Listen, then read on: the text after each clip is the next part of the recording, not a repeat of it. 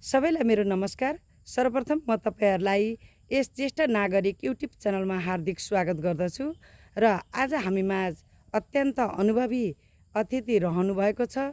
उहाँलाई तपाईहरुले देखि नै रहनु भएको छ। उहाँलाई म यस कार्यक्रममा स्वागत गर्न जाँदैछु। हार्दिक स्वागत छ हजुरलाई यस कार्यक्रममा। जय श्रीमन्नारायण, जय रामानुज। हजुरलाई म यो विनम्र अनुरोध गर्दछु कि आफ्नो परिचय सहित ज्येष्ठ नागरिक प्रति आफ्नो छोटो धारणा राख्दिन सक्नुहुन्छ? अवश्य। जय श्रीमन्नारायण।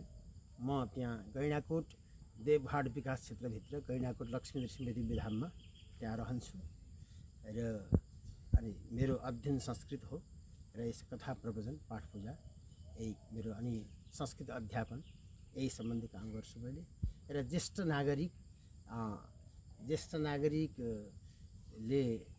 नागरिकले यो अहिलेको ज्येष्ठ नागरिकको समस्या के छ भने यो आफ्ना छोराछोरी विदेश पठाउने अनि त्यसपछि आफू धर्मशालामा गएर बस्ने, यहाँ वृद्धाश्रममा गएर बस्ने गर्दा ज्येष्ठ नागरिकहरू सबै पीडित छन्। तसर्थ ज्येष्ठ नागरिकहरूलाई मैले सबै यो शिक्षा दिन चाहन्छु कि यो भन्न चाहन्छु कि आफ्ना छोराछोरीहरूलाई संस्कृत शिक्षा पढाएर यो असल संस्कार दिएर अङ्ग्रेजी नै पढाए पनि संस्कारसहित अङ्ग्रेजी पढाउने, शनिबार संस्कृत विद्यालयमा पठाएर असल संस्कारसहित आफ्ना छोराछोरीहरूलाई त गाई भइसकेका हुन्छन् तर छोराछोरीलाई संस्कार भएन भने त्यसपछि बर्बाद हुन्छ, फेरि विदेशिन सक्छन्, आफूदेखि टाढिन सक्छन्।